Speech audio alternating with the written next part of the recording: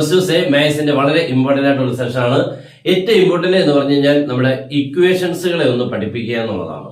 നമുക്ക് ഏറ്റവും കൂടുതൽ മാർക്ക് കിട്ടുക എന്ന് പറഞ്ഞാൽ ക്വസ്റ്റ്യൻ ആൻസർ ചെയ്യുന്നതിനാണ്. പക്ഷെ ഒരു കാര്യമുണ്ട്, എല്ലാത്തിന്റെയും ഇക്വേഷൻസുകൾ അത്യാവശ്യം അതുമായിട്ട് റിലേറ്റ് ചെയ്ത് എഴുതുവാണെങ്കിൽ നിങ്ങൾക്ക് അവിടെ വെച്ചൊക്കെ ഇങ്ങനെ ഓരോ മാർക്ക് വെച്ച് ഇങ്ങനെ വന്നുകൊണ്ടേയിരിക്കും. പല കുട്ടികളും ചെയ്യാറുള്ളത് ഒരു പ്രോബ്ലം അറിയാമെങ്കിൽ അത് ഫുള്ളി അങ്ങ് വിടുക എന്നുള്ളതാണ്. അങ്ങനെയല്ല ചെയ്യേണ്ടത്.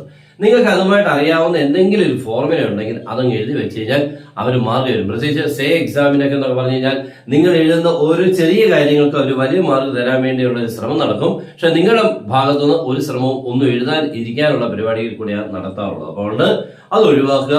ഏറ്റവും നിങ്ങൾക്ക് പറ്റുന്ന പോലെയുള്ള ഫോർമുലാസ് പഠിക്കുക. ഏറ്റവും പ്രയോജനമാകുന്ന ഞാൻ ഇന്ന് പറയാൻ പോകുന്നത് വെക്ടർ 3D. ഈ രണ്ട് ചാപ്റ്റേഴ്സ് നിങ്ങൾക്ക് ഒത്തിരി ഫോർമുലാസുകൾ ചെയ്യാനും പറ്റും. അതുപോലെ അതിന്റെ പ്രോബ്ലംസുകൾ ഈ ഫോർമുലാസ് വെച്ച് എളുപ്പം ചെയ്യാനും പറ്റും. അതുകൊണ്ട് അവനെയാണ് നമ്മൾ സ്റ്റാർട്ട് ചെയ്യാൻ പോകുന്നത്. നമുക്ക് ആദ്യം വെക്ടറിലെ കുറച്ച് ഫോർമുലാസുകൾ എളുപ്പം ഒന്ന് പഠിക്കാം. വെക്ടേഴ്സ് നിങ്ങൾ ആദ്യം പഠിച്ചിരിക്കേണ്ടത് ഒരു വെക്ടറിന്റെ മോഡുലസിനെ കണ്ടുപിടിക്കുക. ഒരു വെക്ടറിന്റെ മോഡുലസ് എന്ന് പറഞ്ഞു കഴിഞ്ഞാൽ ഇപ്പൊ A is equal to xi plus yj plus zk. ഇതൊരു വെക്ടറാണ്. നിങ്ങൾ ഈ മോഡുലസ് കണ്ടുപിടിക്കാതിരിക്കാനേ പറ്റത്തില്ല. ഏറ്റവും കുറഞ്ഞതൊരു 5, 6, 7 ടൈംസ് നമുക്ക് മോഡുലസിനെ കണ്ടുപിടിക്കേണ്ടി വരും. ഇത് പല കുട്ടികൾക്ക് അറിയാൻ വയ്യാത്ത അവസ്ഥയാണ്. നോക്കണം, മോഡുലസ് എന്ന് പറഞ്ഞാൽ ഇങ്ങനെയാണ് എഴുതുന്നത്. 2 വരയ്ക്കുള്ളിൽ എ എഴുതി കഴിഞ്ഞാൽ modulus is equal to root of X square plus Y square plus Z square. ഇത്രയേ ഉള്ളൂ കേട്ടോ. Root of X square plus Y square plus Z square. അപ്പൊ ഇത്രയും ഒന്ന് എഴുതി കഴിഞ്ഞാലുണ്ടല്ലോ അവരെന്തെങ്കിലും തരും. നമുക്ക് ഇത് എവിടൊക്കെ യൂസ് ചെയ്യാന്ന് വെച്ച് കഴിഞ്ഞാൽ 2 വെക്ടേഴ്സിന്റെ ആംഗിൾ കണ്ടുപിടിക്കാൻ, 2 വെക്ടേഴ്സിന്റെ പ്രൊജക്ഷൻ കണ്ടുപിടിക്കാൻ എന്തുമാത്രം എടുത്ത് യൂസ് ചെയ്യുന്ന. അപ്പൊ ഷോർട്ടസ്റ്റ് ഡിസ്റ്റൻസ് കണ്ടുപിടിക്കാൻ ഇവിടെ എല്ലാം മോഡുലസിന്റെ ആവശ്യമാണ്. അപ്പൊ അതുകൊണ്ട് ഈ മോഡുലസ് എന്ന് പറയുന്ന ഓപ്പറേഷൻ എല്ലാ കുട്ടികളും അറിഞ്ഞിരിക്കണം. എവിടൊക്കെ യൂസ് ചെയ്യാൻ പറ്റുന്നു എന്നുള്ളതും പഠിച്ചു വെച്ചേക്കണം. ഓക്കെ, അപ്പോൾ അതൊരു എക്സാമ്പിൾ ഞാൻ കാണിക്കാം. അപ്പൊ A is equal to 3i minus 4j plus 2k. ഇതൊരു വെക്ടർ ആണ്. Equal 3i minus 4j plus 2k. അങ്ങനെയാണെങ്കിൽ മോഡുലസ് എന്ന് പറഞ്ഞാൽ റൂട്ട് ഓഫ്, ഇത് അങ്ങോട്ട് എഴുതി വെക്കണം. നിങ്ങൾ എക്സാമിനാകുമ്പോൾ root of X square plus Y square plus Z square അങ്ങനെ എഴുതി വെച്ചേക്കണം കേട്ടോ. ഇനി ഇവിടെ ചെയ്യുമ്പോൾ ശ്രദ്ധിക്കേണ്ടത് ആദ്യം 3യുടെ സ്ക്വയർ എഴുതുന്നത് ഇങ്ങനെ പ്ലസ്, ഇവിടെ മൈനസിനെ കണ്ടുകൊണ്ടൊന്നും ഇവിടെ കണ്ടൊന്നും മൈനസ് ഇടുന്നില്ല കേട്ടോ. എപ്പോഴും കണക്ഷൻ സൈൻ പ്ലസ് ആയിരിക്കും. നെക്സ്റ്റ് ഈ മൈനസിനെ കണ്ടുകൊണ്ട് minus 4 the whole square plus 2 square ഇങ്ങനെ ചെയ്യാവുള്ളൂ കേട്ടോ. ഓക്കെ, അപ്പൊ എപ്പോഴും പ്ലസ് ഇട്ട് കണക്ട് ചെയ്യുക. മൈനസ് ഉണ്ടെങ്കിൽ മൈനസിന് ഒരു ബ്രാക്കറ്റ് ഇട്ടിട്ട് സ്ക്വയർ കൊടുക്കുക കേട്ടോ. ദാറ്റ് ഈസ് 3 സ്ക്വയർ എത്ര 9, ഇത് 16, 25, അത് 4, 29, റൂട്ട് ഓഫ് 29. That's all. പരിപാടി കഴിഞ്ഞു. ഇത്രയേ ഉള്ളൂ ഒരു വെക്ടറിന്റെ മോഡുലസ്. അപ്പൊ നമുക്കിത് എവിടെയൊക്കെയോ നിങ്ങൾ ഇങ്ങനെയൊക്കെ ഇവിടെ ഇപ്പം വെറും I എന്ന് വിചാരിക്കാൻ ഇവിടെ 3 ഇല്ല. വെറും I എന്നാണെങ്കിൽ കുട്ടികൾ അവിടെ വെച്ച് തെറ്റിക്കാറുണ്ടേ. വെറും I എന്നാണെങ്കിൽ ഇവിടെ നിങ്ങൾ 1 സ്ക്വയർ എന്ന് എഴുതുന്നുണ്ട് കേട്ടോ. 1 വെറും I എന്ന് പറയുന്ന കോഎഫിഷ്യന്റ് 1 ആണ്. മൈനസ് I എന്നാണെങ്കിൽ അത് -1 ദ ഹോൾ സ്ക്വയർ കേട്ടോ. അതൊക്കെ ഒന്ന് ഓർത്തേക്കണം. അപ്പോൾ ഏറ്റവും ഇമ്പോർട്ടന്റ് ആയിട്ടുള്ള ഓപ്പറേഷൻ ആണ് പറഞ്ഞത്. രണ്ടാമത്തെ നമുക്ക് വേണ്ടത് ഡോട്ടിനെ കണ്ടുപിടിക്കാനാണ് കേട്ടോ. 2 വെക്ടറിന്റെ ഡോട്ട് A ഡോട്ട് B. അപ്പൊ 2 വെക്ടർ നമ്മൾ തരും. 2 വെക്ടറിന്റെ ഡോട്ടിനെ കണ്ടുപിടിക്കാൻ പറഞ്ഞു കഴിഞ്ഞാൽ ഇപ്പൊ 3i minus 4j plus 5k dot 2i plus 2j plus 3k. Okay, 2 vector. ഇപ്പൊ 2 വെക്ടറിന്റെ ഡോട്ടിനെ കണ്ടുപിടിക്കാൻ പറഞ്ഞാൽ ഇവിടുത്തെ ഐയുടെ കൂടെ 3, ഇവിടുത്തെ ഐയുടെ കൂടെ 2. അത് മീൻ ചെയ്യണം. That is 3 into 2. അപ്പൊ എത്ര പോലെ 6 അങ്ങനെ എഴുതുക. പ്ലസ് ഇട്ടു, കുഴപ്പമൊന്നുമില്ല. ഇവിടെ അടുത്തത് ജെയുടെ കൂടെ -4, ഇവിടെ ജെയുടെ കൂടെ 2. അപ്പൊ -4 into 2 -8 പ്ലസ് അടുത്തത് 5, ഇവിടെ 3, 15. ഓക്കെ, ഇതെല്ലാം കൂടെ സിമ്പിൾ. അപ്പൊ ഇതൊക്കെ നിങ്ങൾക്ക് ബുദ്ധിമുട്ടുണ്ടെങ്കിൽ നിങ്ങൾ കാൽക്കുലേറ്റർ എങ്ങനെ എടുക്കുക. 6 പ്ലസ് -8 പ്ലസ് 15 ടൈപ്പ് ചെയ്താൽ അവനിങ്ങനെ പറഞ്ഞു തരും. നമ്മളായിട്ട് കിടന്ന് ബുദ്ധിമുട്ടി ആകെ പ്രശ്നമാക്കണം കേട്ടോ. അപ്പൊ അവൻ അതിന്റെ ആൻസർ പറഞ്ഞു തന്നോളും. കുഴപ്പമൊന്നുമില്ല. ആൻസർ ഇവിടെ 13 ആണ് കേട്ടോ. ഓക്കെ, അപ്പോൾ A ഡോട്ട് ബി. ഇതുവരെ ഇനി A ക്രോസ് B വേണം. A ക്രോസ് B വേണമെങ്കിൽ ഡിറ്റർമിൻ, അത് ഇത്തിരി പണിയാണ്. പക്ഷെ പഠിക്കാതിരിക്കാൻ പറ്റത്തില്ല. A ക്രോസ് B ഇല്ലാതെ നമുക്ക് ജയിക്കാൻ പോലും പറ്റത്തില്ല. അതുകൊണ്ട് A ക്രോസ് B പഠിച്ചേക്കണം. എപ്പോൾ നമുക്ക് A ക്രോസ് B വേണമെങ്കിലും ഡിറ്റർമിനുള്ളിൽ I, J, K. ഓക്കെ, ഇങ്ങനെ സ്റ്റാർട്ടിങ് എപ്പോഴും. ഇനി ഈ A എന്ന് പറഞ്ഞ ഇതാണ് നമ്മുടെ A എന്ന് പറയുന്ന വെക്ടർ എന്ന് വിചാരിക്കുക. ഇത് B. അങ്ങനെയാണെങ്കിൽ ഈ 3 - 4 5 അത് ഇവിടോട്ട് എഴുതുക. 3 - 4 5. അടുത്ത ബി യുടെ 2 3 ഇവിടെ എഴുതുക. ഇനി ഇതിനെ എക്സ്പാൻഡ് ചെയ്യണം കേട്ടോ. എക്സ്പാൻഡ് ചെയ്യുമ്പോൾ നമുക്കൊരു വെക്ടർ ആണ് കിട്ടുന്നത് കേട്ടോ. വെക്ടർ ഇത്ര ഐ, ഇത്ര ജെ, ഇത്ര കെ, അത്രേ ഉള്ളൂ. ഓക്കെ, അപ്പോൾ അങ്ങനെ നമുക്ക് ഡോട്ട് ക്രോസ് മോഡുലസ്. നെക്സ്റ്റ് നമുക്ക് രണ്ട് വെക്ടേഴ്സിന്റെ ആംഗിൾ കണ്ടുപിടിക്കാൻ, find angle between to vectors എന്ന് പറഞ്ഞിട്ട് ചോദിക്കും കേട്ടോ. ആംഗിൾ കണ്ടുപിടിക്കാനുള്ള ഫോർമുല കോസ് തീറ്റ എന്നാണ് നമ്മൾ തുടങ്ങുന്നത്. Cos theta is equal to A dot B by modulus A into modulus B. ഇത് നമ്മൾ പഠിച്ചു വെച്ചേക്കണം. ഇപ്പൊ രണ്ട് വെക്ടേഴ്സിന്റെ ആംഗിൾ എപ്പോൾ ചോദിച്ചാൽ A dot B by modulus A into modulus B, എങ്ങനെ A dot B by modulus A into modulus B അങ്ങ് പഠിച്ചു വെച്ചേക്കണം കേട്ടോ. ഇവനെ എഴുതി കഴിഞ്ഞാൽ അവിടെ നമുക്ക് ഒത്തു. അപ്പോൾ ആംഗിൾ ബിറ്റ്വീൻ ടു വെക്ടേഴ്സ്. ഇനി രണ്ട് ലൈൻസുകൾ തമ്മിൽ പെർപെൻഡിക്കുലർ ആണെന്ന് വിചാരിക്കുക. രണ്ട് വെക്ടേഴ്സുകൾ തമ്മിൽ പെർപെൻഡിക്കുലർ ആണെങ്കിൽ എ ഡോട്ട് ബിയുടെ വാല്യൂ 0. അതും പഠിച്ചു വെച്ചാണ് കേട്ടോ. A dot B is equal to 0. അപ്പം two vectors are perpendicular, then their dot product is equal to 0. Next നമുക്ക് പ്രൊജക്ഷൻ ആണ്.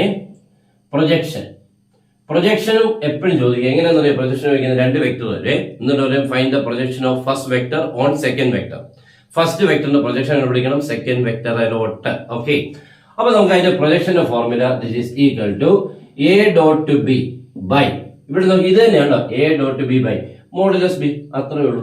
മോഡുലസ് എഴുതാൻ. അപ്പോൾ ഇവരെ രണ്ടുപേരെ കൊണ്ട് നിങ്ങൾക്ക് പഠിക്കാൻ വളരെ ഈസി അല്ല. നോക്കിക്കേ, ഇത് തമ്മിൽ ചെറിയൊരു വ്യത്യാസമുണ്ട്. ഇവിടെ modulus A into modulus B, ഇവിടെ വെറും മോഡുലസ് ബി. മോഡുലസ് എ ഇല്ല, അത്രേ ഉള്ളൂ കേട്ടോ.